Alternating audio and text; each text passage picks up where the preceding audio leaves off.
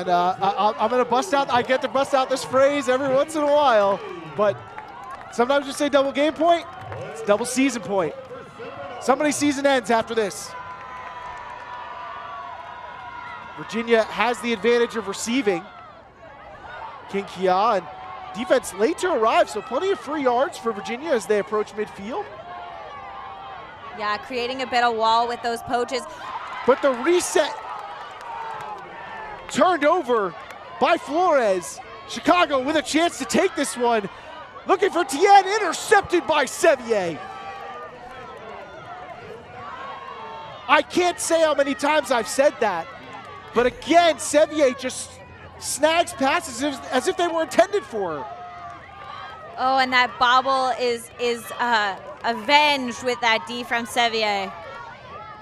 Aaron up to Kira. Now, on the doorstep of the quarterfinals is Virginia.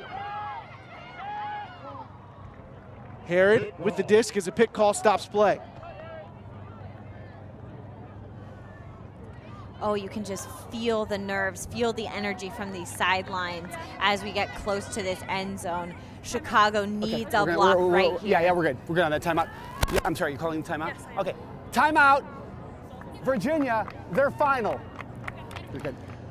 Ooh, that's not what I expected to happen, but that might be a smart choice. But man, my nerves are tingling. Okay, I feel so much tension for both of these teams. I actually wrote an article about this in my Bring It In coaching column, which is available to our subscribers, ultiworld.com/subscribe, quick plug. But I wrote about something I call timeout theory, which is basically the idea of whether or not you should call a timeout is defined by if your team will gain more advantage from the timeout than your opponent. And that is a very difficult thing to judge. The math is not always clean. But trapped on the sideline, I don't know. Chicago's going to get to set something up here with quality position. Now, obviously, they would much prefer the disc was a lot further away from the goal line. But if the other team was going to have it on the goal line, you'd love for it to be on the sideline. And that's essentially what they're going to get to come into. Yeah, I mean, Chicago looking a little bit flustered, and then suddenly they get a chance to reposition on defense. You also get to redecide your matchups. If there's something you want to change in your matchups. I mean, it's hard to imagine that Virginia's first look here is not play Sevier. Sevier lining up at the back of the stack. You can see coaches and players just crouching by the end zone. They're holding their stomachs. Maybe I should hold my stomach. That would make me feel better. If the disc was in the middle, I might expect a split play where the front of the stack clears and someone in the middle becomes the cutter. But with the disc all the way on the sideline, that can be tough to execute. They're going to opt to go for a reset. A smart choice, and that sets up the around. Flores, a couple yards away. Some confusion about the mark. Now Frankel.